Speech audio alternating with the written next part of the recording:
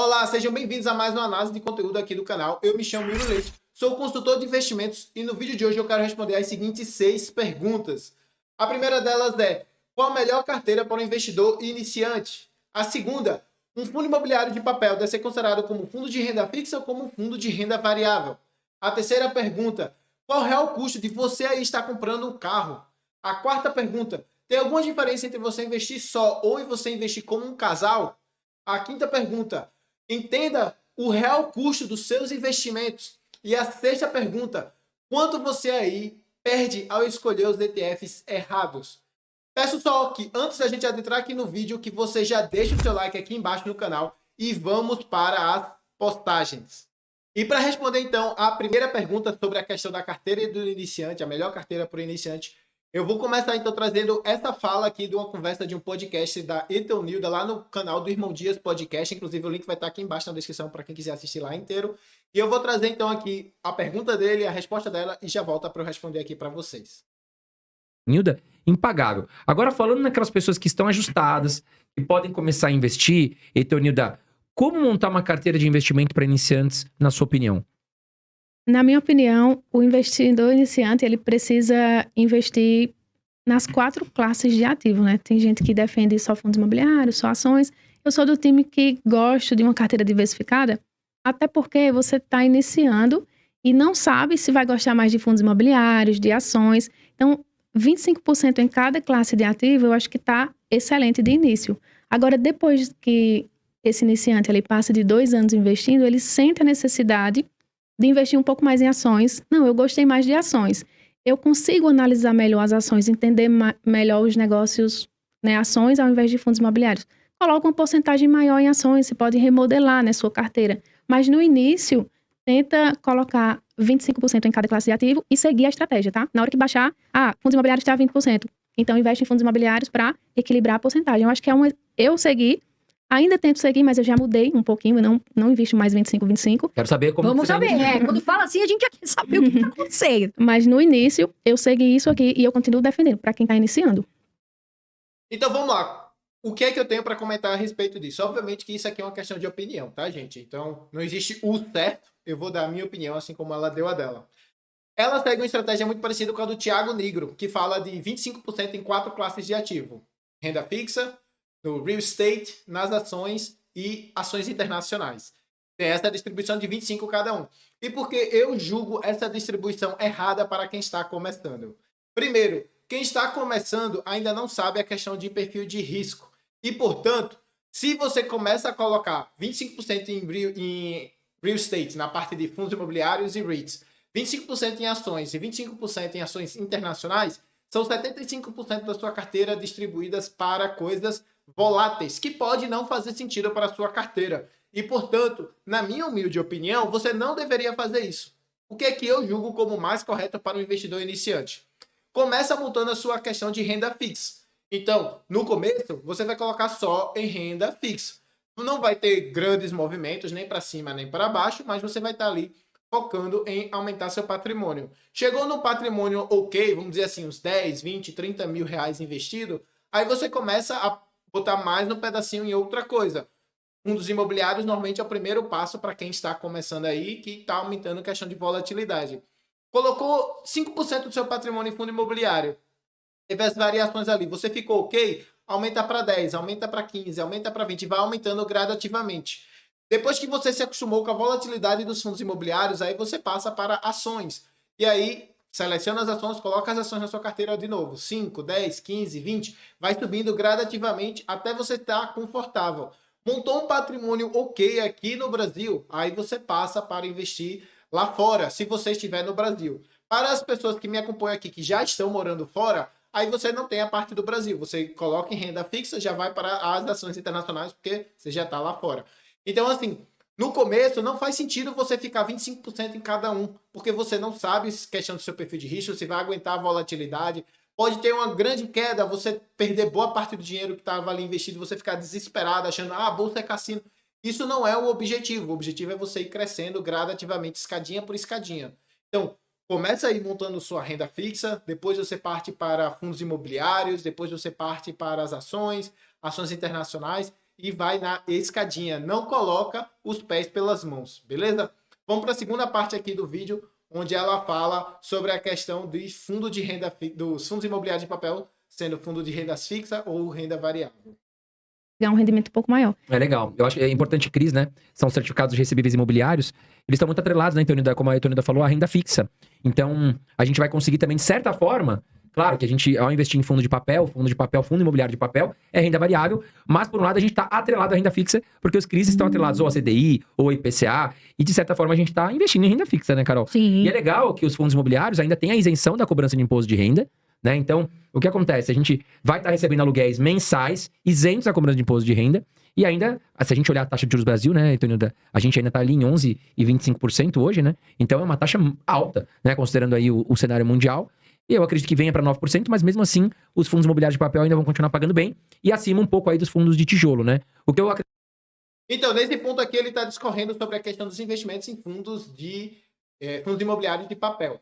Se você não sabe o que é um fundo imobiliário de papel, nada mais é do que um fundo de investimento onde você vai comprar as cotas lá, vai colocar o dinheiro lá dentro e o gestor vai usar esse dinheiro para comprar as LCIs, que são as letras de créditos imobiliários, e também os CRIs, que são os certificados de recebíveis imobiliários, que nada mais é do que algum título de renda fixa. E sendo assim, você está investindo em renda fixa quando você compra o fundo imobiliário de papel. E esse fundo imobiliário de papel, quando ele distribui lá 95% dos seus rendimentos, porque isso é obrigatório para lei, né? O governo definiu isso e os fundos imobiliários precisam no semestre distribuir 95% da sua renda, ele então paga isso para você e você recebe esse valor livre de imposto de renda, considerando alguns requisitos básicos lá que praticamente todos os fundos imobiliários de papel da Bolsa têm. Então, é basicamente um fundo de renda fixa que vai pagar para você mensalmente. Só que é um fundo de renda fixa que ele é fechado e negociado em bolsa, o que faz com que a gente, quando está ali negociando, haja uma discrepância entre o valor justo daquele título e o valor que você está pagando. Então, você consegue comprar um fundo de renda fixa de papel sendo negociado abaixo do preço justo, o que é muito difícil de acontecer um fundo quando ele é aberto, que é aquele que você simplesmente bota o dinheiro e o gestor vai fazer a gestão daquele recurso. Então, ao meu ver, um fundo imobiliário de papel, ele é mais um fundo de renda fixa do que um fundo de renda variável, apesar dele ter variações ali no preço da cota que permite a gente comprar, ele é um preço mais baixo. E é por isso que na minha carteira e na carteira dos meus clientes, eu considero esse tipo de veículo como um fundo de renda fixa. Na minha carteira, se vocês analisarem, eu tenho o KNSC 11, que é um fundo de papel, eu tenho o CPTS 11, que tem 66%, na verdade 70% atrelado a fundos de papel, a parte de CRI, CRIs, de CRIs e LCIs, e também tenho outro que é o CPTR, só que aí é um fundo também de renda fixa, só que é da parte agro, né? E eu tinha o Snag 11, que também é da parte agro. São todos, para mim, fundos de renda fixa. Então, quando eu quero fazer uma alocação em renda fixa, eu faço através desses fundos, porque assim como os fundos de infraestrutura, que também são fundos de renda fixa, eu consigo comprar um preço barato e eles pagam rendimentos mensais livres de imposto de renda, o que faz com que o que eu ganho não seja taxado. Quando eu compro um título do governo, quando eu compro um CDB e eu vou resgatar, aí eu tenho a tabela regressiva do imposto de renda lá, que faz com que eu pague imposto sobre esse montante, coisa que não acontece, então, dentro dos fundos imobiliários. Então, vamos começar agora falando dos posts do Instagram que eu trouxe aqui para vocês. O primeiro deles é como entender o real custo de um carro. E vejam aqui que o real custo de um carro, e ele já traz aqui na imagem pra gente, tem o pagamento do carro, aí tem a parte de gasolina, tem a parte do seguro, tem a parte de manutenção e reparos, tem a parte de registro, da parte de taxas, da parte de imposto. E aí, então, quando a gente vai comprar um carro, a gente tem que considerar todo o custo do carro. Quando você aí vai comprar um carro, a maior parte das vezes, e eu digo você porque a maioria das pessoas fazem isso, pensa, não, um carro custa 80 mil reais, 100 mil reais, 200 mil reais, 20 mil dólares, 30 mil dólares. Isso está completamente equivocado. Na verdade, aqui ele ainda foi bem tranquilo, porque ele colocou um valor bem pequeno em relação à parte do pagamento dos valores aqui.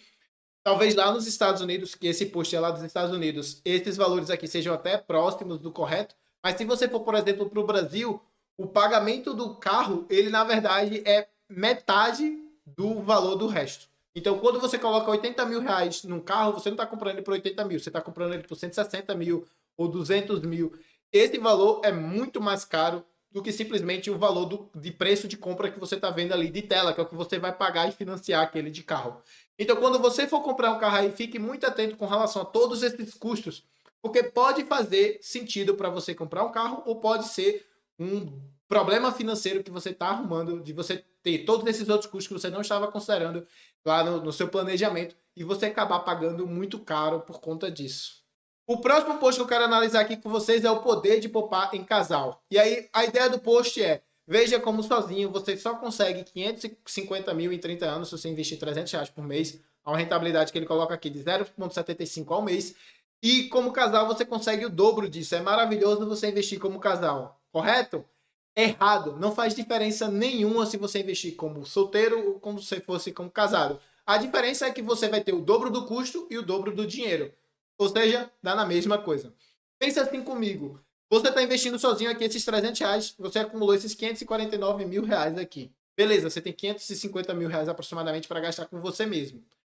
Agora, se você tem um parceiro ou parceira e você decide investir como casal os 600 reais aqui por mês, no final você vai ter esses quase 1 milhão e 100 mil. O dobro, beleza, mas você tá com outra pessoa, o seu parceiro ou sua parceira. E no final, por pessoa, você vai ter os mesmos 550 mil. E eu não quero de forma alguma desestimular aqui o pessoal que está em casal de investir junto, de pegar seu dinheiro, de colocar, para ter suas metas, nem nada do gênero. Isso é fantástico, que você faça isso aí, você e seu parceiro ou parceira. Mas, contudo, todavia, entretanto, saiba que não faz diferença entre você investir como casal ou você investir como pessoa solteira. Por exemplo, se você, como pessoa que tem um relacionamento, está casado com alguém e esse outro alguém paga as contas e você investe esses 600 reais por mês, você está investindo aqui 300 por pessoa. É exatamente a mesma coisa que, ao invés dessa outra pessoa pagar todas as contas, você paga a parte das contas e você investe apenas 300 e a outra pessoa investe apenas 300. No final, deu os mesmos 600. Vocês vão ter exatamente as mesmas coisas partindo da premissa que ambos ganhem a mesma coisa, que é a mesma rentabilidade. Então, isso aqui é só para dizer para vocês que invista, mas saiba que não vai fazer diferença para você no longo prazo, porque o mais importante para você não é se você está investindo como casal ou se você está investindo como solteiro. É o quanto você está botando aqui, dividido pela quantidade de pessoas que vão usufruir daquele dinheiro. Então, tenha sempre isso em mente.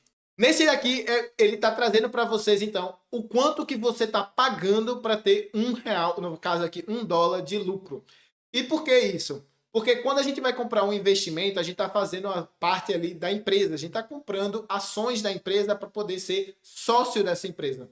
Então faz muito sentido a gente analisar, então, o quanto a gente está pagando pelo lucro daquela empresa. Percebam aqui, e esse post aqui é de 2 dias atrás, que se você investir na Coinbase nesse exato momento, você vai pagar $146 para cada $1 de lucro esperado que essa empresa vai ter. Então, você está pagando 146 para cada $1 de lucro.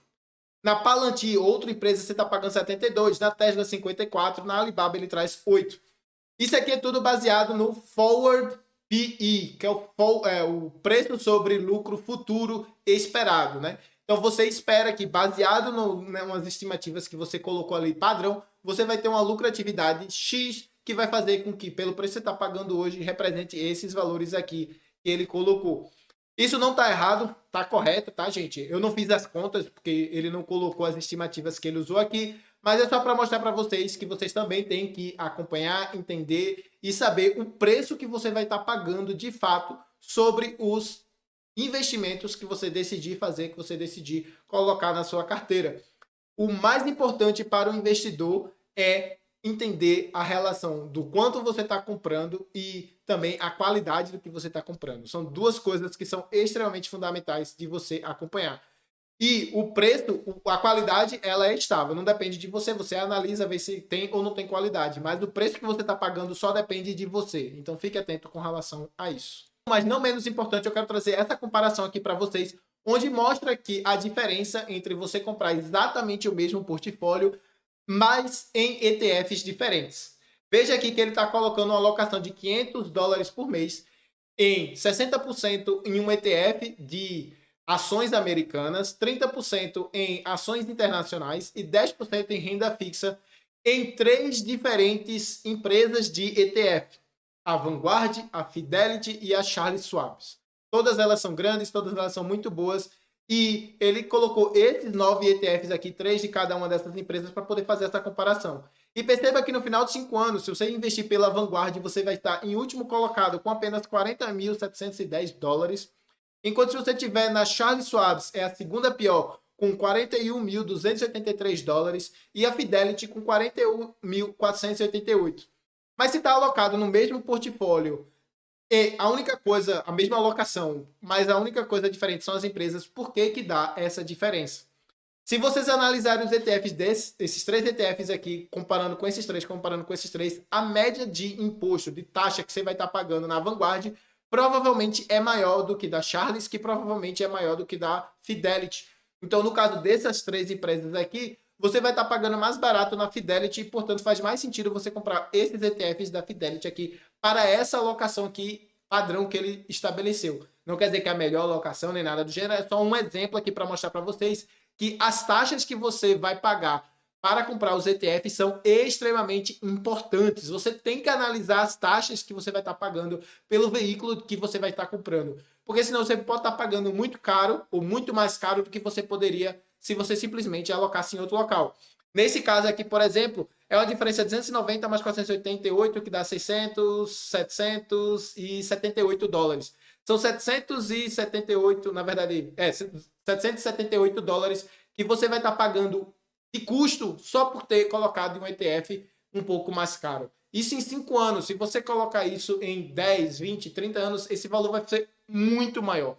Muito maior mesmo. Por isso, fique atento aí nas taxas que você vai estar pagando para cada um dos ETFs que você compra, se você definir, né, decidir, então, fazer as suas alocações através de ETFs. Por fim, agradeço a presença de todos que ficaram comigo aqui até o final do vídeo. Peço que se você gostou do conteúdo, não se esqueça de deixar aquele seu like aqui embaixo e também já se inscrever, clicando no botão inscreva-se aqui abaixo, especialmente se você quiser aprender a melhorar a sua vida financeira, que a gente traz aqui conteúdo semanalmente focado nesses assuntos.